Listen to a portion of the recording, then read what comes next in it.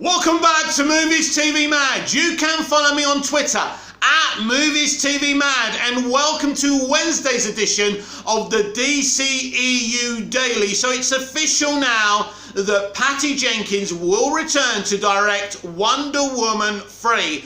This is not a decision I agree with. I think if I was in charge of DC Films, if I was in Walter Hamada's position and Ann Sarnoff's position, she would be disbanded because of Wonder Woman 84. I've said this before and I'll say it again. I don't think it's the worst, most horrible movie in the world, but it has problems. The version of Maxwell Lord is nothing like the Maxwell Lord in the comics. He's literally just Donald Trump. It's ridiculous. And Cheetah isn't Cheetah. It's like Jenkins didn't even bother reading the comics, and the eyeliner just looks like someone's just gone. It looks like the character's just drawn it on. It's pretty bad, right? We have the Quantum Leap references with Steve Trevor. Doesn't work one little bit, and everyone's exposed why, considering she's literally sleeping with a man who doesn't know he's having sex with her. Now, if these roles were reversed and this was Superman with a female who didn't know he was sleeping with her, you know, the extreme left will be all over this. So there's a lot of hypocrisy here. Now, I've got a bit of an exclusive for you. She has been given Wonder Woman 3, but Warner Brothers and Walter Hamada, and she's even spoken to David Zaslav of Discovery, they have all told her to do better, to read the comics, to forget the Wonder Woman TV series, to forget her extreme left politics and do a great movie. She's also been told that they want it set in the modern era, in the 21st century. This is something she was talking about herself during the marketing of Wonder Woman 84. So she has been told, I'll repeat again, to do better with Wonder Woman 3. It looks like what Warner Brothers and Walter Hamada want to do is say that this is her trilogy. It's not really her trilogy, considering who was really running Wonder Woman 2017. We could have a situation where we get the original writer of the first Wonder Woman back and things like that. Be interesting who's doing the music, who they add. Will they continue the arcs of Maxwell Lord and Cheetah, Barbara Manova? I don't know. They may bin those characters and come up with something new. I said this the other day, I do expect maybe Superman and Batman to be involved in this film, but it all depends what happens in Flashpoint. And is Cavill involved in Flashpoint? Well, no one's seen him on the set, but doesn't mean he's not involved. It could be a huge surprise. Will Batfleck be deleted after Flashpoint as well? We don't know. But I do believe that's probably what they're heading for. Affleck and Cavill in this movie as well, or at least other versions of the Justice League. And I think this will be a Captain America Civil War kind of movie. I think they are going very shared universe from Flashpoint anyway. So you will get cameos, you will get Easter eggs. It won't necessarily always be the tone of the MCU, but the reason the MCU is so successful because of the interconnectivity, and this is what Warner Brothers and DC and Walter Hamada are looking to do, and this is what Ann Sarnoff's been talking about for a very, very long time. So it'll be interesting how much control she has over this movie and who is going to write this movie with her, because I don't think she's going to be allowed to write and direct this movie on her own. Now, I don't think that Jeff Johns is going to be allowed now to get anywhere near this movie. So it'll be interesting who writes it with her. I would like to see a comic book alumni, an alum, a former or a present comic book writer who understands Wonder Woman. And Jeff Johns does understand Wonder Woman. So it was mystifying that him and Patty came up with the film that they did. My other problems with Wonder Woman 84 are this, that it's a very, very cheap, lazy film. That's the problem. The CGI isn't great. She sacked all of Zach's VFX team. Now, I've been told as well, exclusively by one of my sources at Warner Brothers, that there has been a memorandum put to all DCEU creatives that the VFX team that Zack Snyder's always used must always be used. That's interesting considering the relationship between Zack and the studio, but they understand that Zack's very talented. You know, the studio may have an uncomfortable relationship with Zack Snyder, but they understand Zack makes things look beautiful. You know, he uses VFX and CGI like a paintbrush, like art. And nobody else really, maybe Denis Villeneuve and a few other auteurs, but very few know how to use that technology properly. George Lucas does a good job, well, used to do a good job when he was actually making films. And so, but the way Snyder does it with his uniquely talented VFX teams, so that's what I've heard. So that's another exclusive for you. From now on, Zack Snyder's VFX teams will be used for every DC live action movie. I think that's very good news, and obviously what I'm saying is true because they're using Zack's VFX supervisor and team, former team, for the Flash movie. So that's good news. But, you know, her sacking, you know, I'll give you an analogy. When David Moyes replaced Sir Alex Ferguson as Manchester United manager, he sacked all of Sir Alex's coaches. There was no continuity from that elite, iconic era in Manchester United's history. Now, you may not like the Snyderverse, the inception of the DCEU, but it certainly looked brilliant. They were properly polished movies, and no one can say any different. And even if you don't like those movies, they're facts. And, you know, don't let the door hit you on the way fucking out, right? And so, one of the reasons I can't wait for Rebel Moon, you know, a Star Wars-y kind of movie that was supposed to be a Star Wars-y kind of story because he pitched it to George Lucas before George sold to Disney, you know, to have that and to have Zack be able to tell this story with his beautiful artwork, I can't wait. That's probably one of my most anticipated projects. So that's good as well. So how can we make up? How can Patty Jenkins make up for Wonder Woman 84? Well, she really needs to go back to the drawing board. And they have to understand that Wonder Woman may be a compassionate, kind character, but she's also a brutal one. You can be brutal. You can be brutal. And let me try and say the word properly. It's not that hard a word to say, is it? But it is first thing in the morning, so please forgive me. You can be a brutal hero. James Bond is a brutal hero. He's still a hero no matter what the SJWs say. Jack Bauer is a hero, but he's a brutal hero. He tortures people to get answers from them, to save many lives. Now, I'll leave that up to you to decide if the ends justify the means. I'm not going to justify that or say it's bad or good. I'll let you make your minds up. But Wonder Woman in the comics has mostly always had her sword and shield, and she can be pretty brutal. She's a violent hero, and Patty Jenkins doesn't like that. So she ignored the comics and basically embraced the television series. And I don't think many people, I don't think if you're a Wonder Woman fan, and I don't mean like a fan of the Wonder Woman movies, I'm talking about the fucking graphic novels, where she's a warrior. That's what Wonder Woman is. She's a warrior. So being kind and compassionate doesn't mean you don't have blood on your hands. Sometimes, in storytelling, a hero needs to have blood on their hands. No one can go through life being perfect. No one. And these are the kind of stories and characters that these SJWs want to tell. And it doesn't work.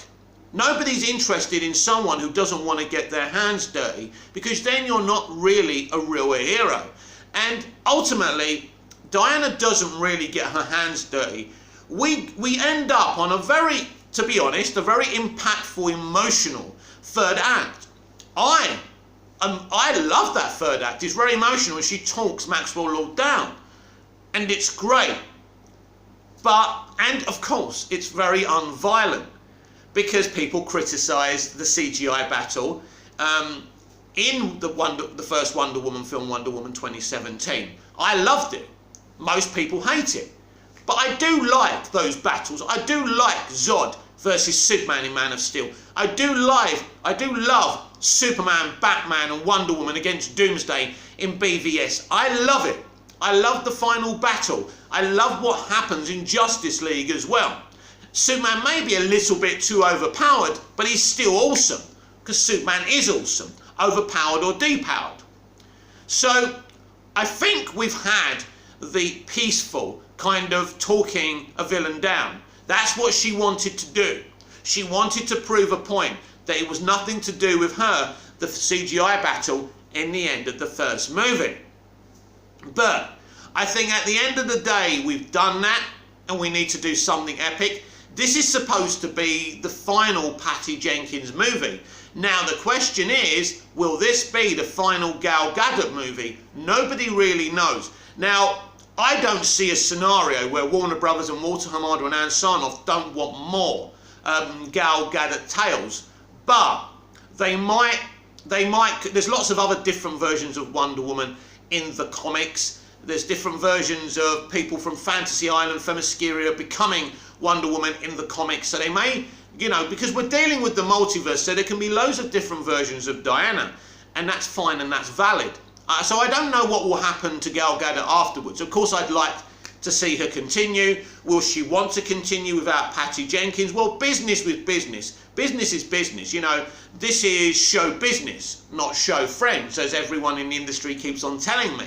And so, you know, there will not be any emotional element where she says, I don't want to do this anymore. Wonder Woman 3, as we discussed the other day, will probably take elements from Justice League 2 and 3. Now, I think it's Justice League 3 where Diana returns to Themyscira and her mother, Hippolyta, that's how you say her name right, Hippolyta, dies. The Queen dies, so Diana becomes the Queen, and there's complications. So she may need the rest of the Justice League. Or maybe she will lead the Themyscira, the Themyscirians, the Amazons, should I say, into a big battle. You know, because we know that not the Atlantis, what's the bloody name? I just said the name. I forgot their bloody names now. Anyway, Diana's people, right? We know Diana's people have a link to the gods, considering Zeus literally created Fantasy Island, Themyscira. So we know there's a link to the new gods via Wonder Woman and her people. What if this film continues the arc of the Snyder Cut and we see Darkseid enter Earth, and it needs all the heroes to be involved, and in this film Superman leads the metahumans like Snyder had planned?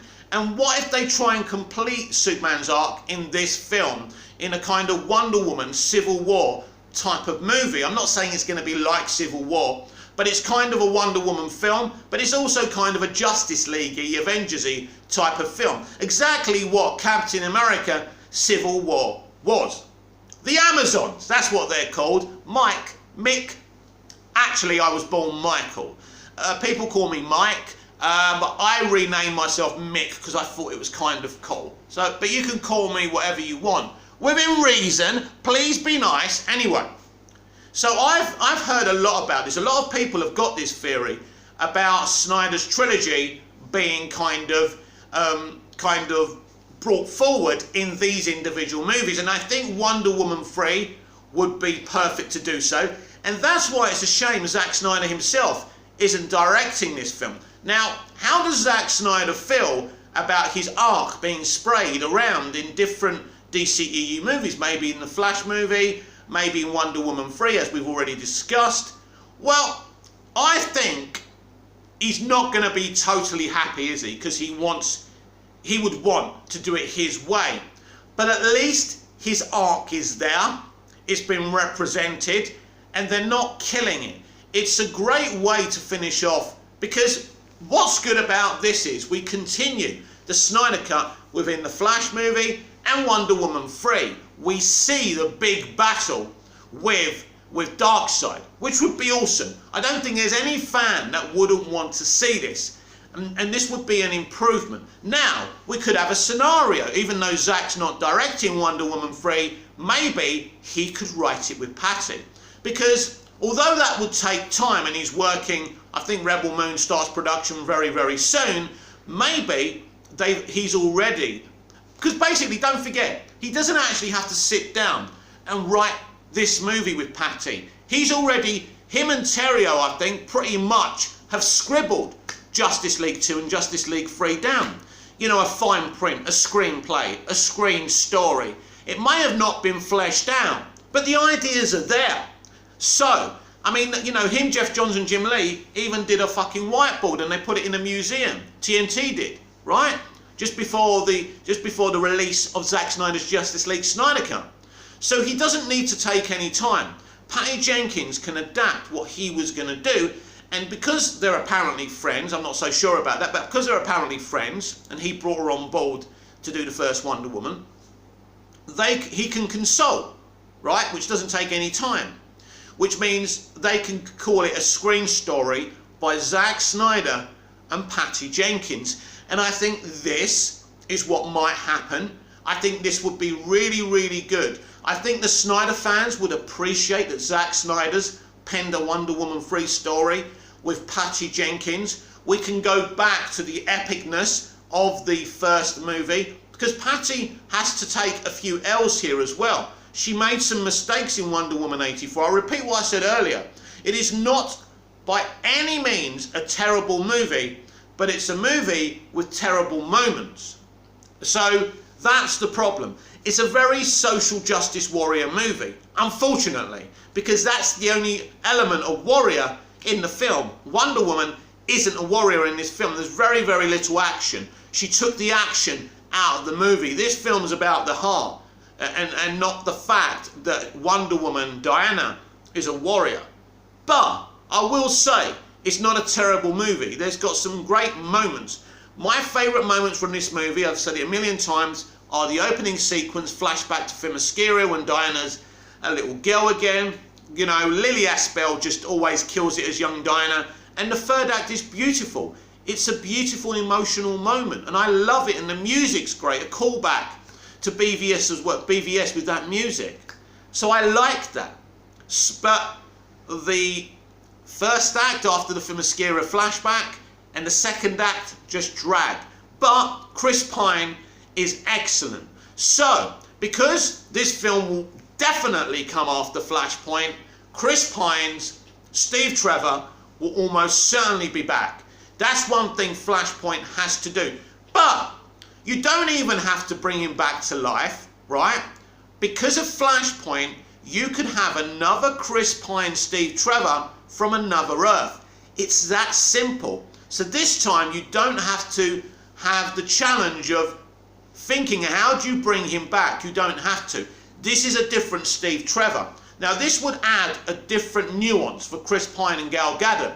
Gal Gadot is challenged by being with a man who looks like the man she was in love with, but in fact isn't the man she was in love with. Now as a writer, I love this kind of complexities with characters and storytelling, and I think it would be absolutely fantastic. So, even though I personally wouldn't have brought Patty Jenkins back, I do feel that Wonder Woman 3 will be a really good film, and I do suspect, because there was that rumour from Grace Randolph, and sometimes she does come up with some gems, sometimes. She is like Marmite, you either like her or hate her, but there was this thing from Grace that apparently there's some executives at WB and AT&T and Warner Media that actually wanted Zack to direct Wonder Woman 3. This could be the compromise, that they're using Zack's Justice League 2 and Justice League 3 story. Now, I would rather see Justice League 2 and Justice League 3. Of course I would. But if we can't have that, then at least use Zack's fucking story. And if Zack's consulting with Patty with this film, like he did in the first film, that means we're going to get the quality we had in the first Wonder Woman film, Wonder Woman 2017. And after all, as long as Zack's involved, isn't that good? As I say, it's not the restoration of the Snyderverse we are all hungry for and what we all want. But for me, this is a really good compromise. Now, talking of Justice League, I was thinking about this morning on my patio. I was having a cup of tea, I was having a cigarette, and I was thinking, when they finally make the decision to make a Justice League movie, how in the hell can they compete with Zack Snyder's Justice League Snyder Cut? How is that going to work? I need someone to explain this to me. It's going to be very, very difficult. I have no doubt a talented writer-director can give us a more, I suppose, comic book accurate Justice League, or even an animated series Justice League, whatever they choose to do. But Zack Snyder's Justice League Snyder Cut is infamous. There was a whole fight, you know, to get it on screen from us, the fans, and Zack. We got it. And it's one of the best comic book movies, one of the best fantasy movies ever made. How can anyone ever compete with that?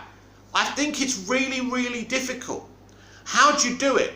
Now, as you know, I want to see another Justice League movie. I'd like it to be Zack, but it's not going to be. Let's be realistic about this. So, first of all, they can't compete with Zack. They can't do what he did.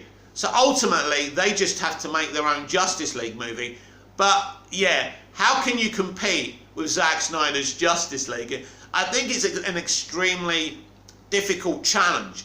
And I think it's a challenge they'll be facing very, very soon. Now, we were told that there's no plans at this moment in time for a Justice League movie. But I think, as I said earlier, Wonder Woman 3 will be a mini Justice League movie. And so will the Flash movie, will be a mini Justice League movie. So many DC characters in that film. And that is the future of the DC live-action universe. And, you know, inject it in my veins.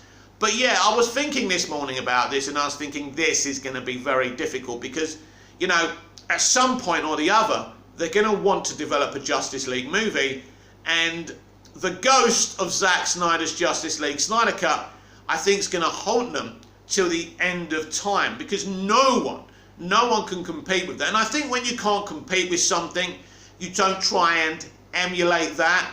You do what you want to do, what your vision is. I mean, I'm not saying it's impossible to make an awesome Justice League movie. What I'm saying is it's going to be very difficult for them to get out of the shadow of Zack Snyder's Justice League Snyder Cut. I think that is the very problem here. And so I think they'll wait a few years. I think they'll set up what they're doing via Flashpoint, set up their universe, this reboot, and then slowly head for a Justice League movie. But I don't think we have to wait to a Justice League movie for this brand new, you know, kind of relaunched, rebooted DC Extended Universe to have its own Justice League.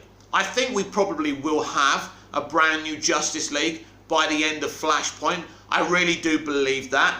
And I think that will be the setup. I also feel that the Justice League will cameo and interact in the solo movies as well. And then when we get to their Justice League movie, they've already quickly set up a Justice League movie. There doesn't have to be an origin story. Snyder did that. We don't want to do that again. What we want from a Justice League movie is for all of them to be already in place so we can just get on with the action, the story, the nuance and the emotion.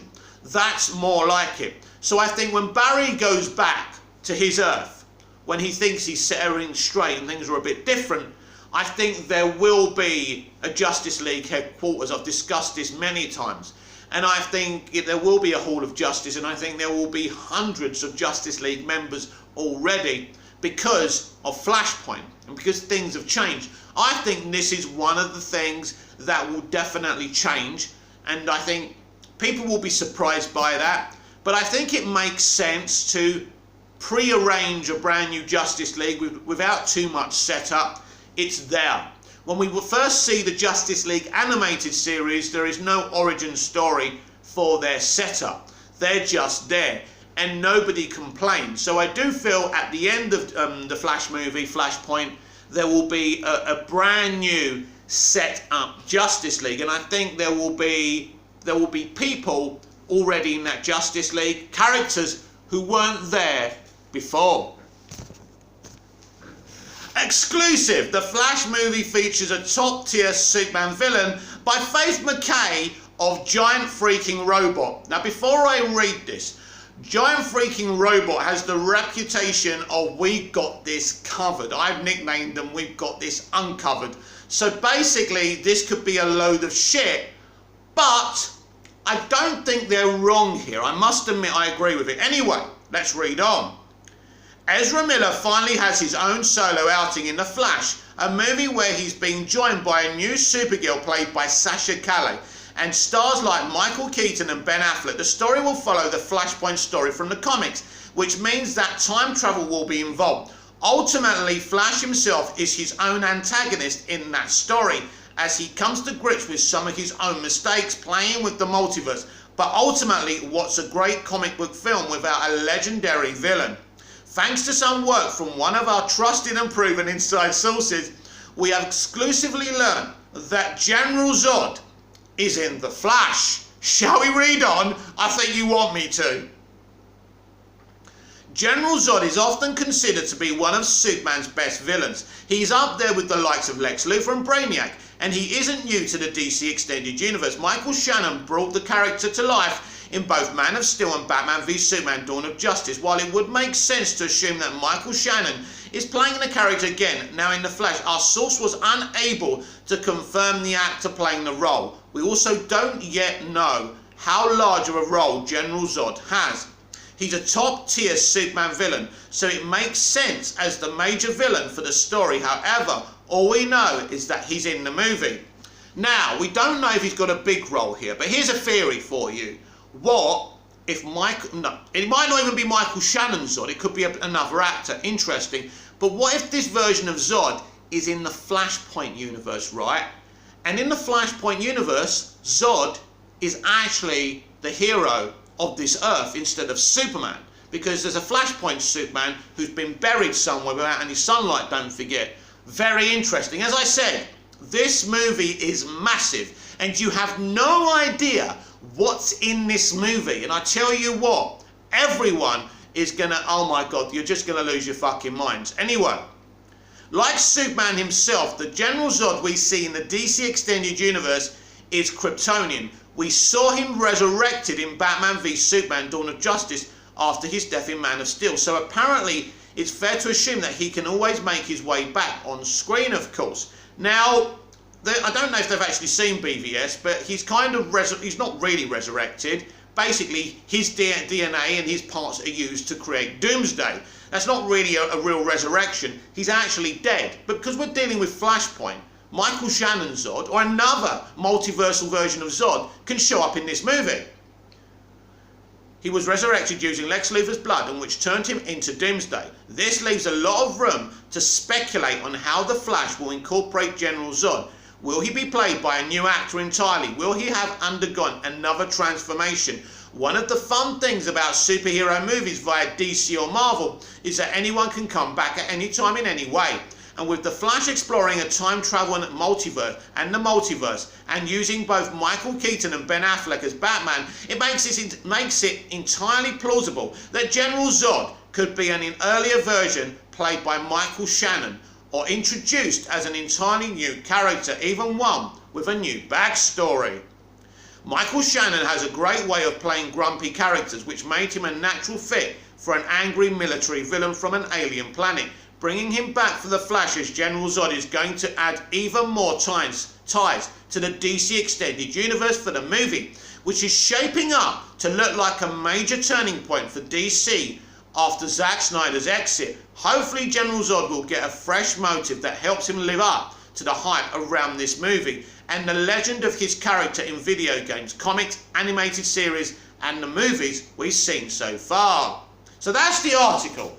It's interesting. As I say, no disrespect to that journalist or Giant Freaking Robot. I'm sure you're good people and you try your best to, you know, ratify your sources and everything, if you actually do have sources. I'd love this to be true. Of course I would. But in the middle of the article, I gave you my theory. If he's in this, and I actually believe them, I think he's in this, and I think it is Michael Shannon. Maybe, I don't know if Shannon would come back. That's the thing. It could be anyone playing him. So let's just assume it's another version of Zod played by someone else. He could be the hero of this Flashpoint universe. which would be really interesting. Now, he could actually be the villain again, but that would be kind of boring just making him a villain in a Flashpoint universe. The whole point when you travel the multiverse, you should see opposites of the characters you've already experienced in the other movies. So this would be absolutely fantastic, but this is just the tip of the iceberg. Yes, Zod will be in the Flash movie, I believe that. Many characters we've already seen in the DCEU and many more we haven't will be in this movie. This movie is huge, it's epic, and most people are gonna love it even if they never admit they did. This has been the DCEU Daily. I'm Mick, your host with the most. Just ask your girlfriends and your wives, and I will see you again in tomorrow's DCEU Daily. Until then, goodbye.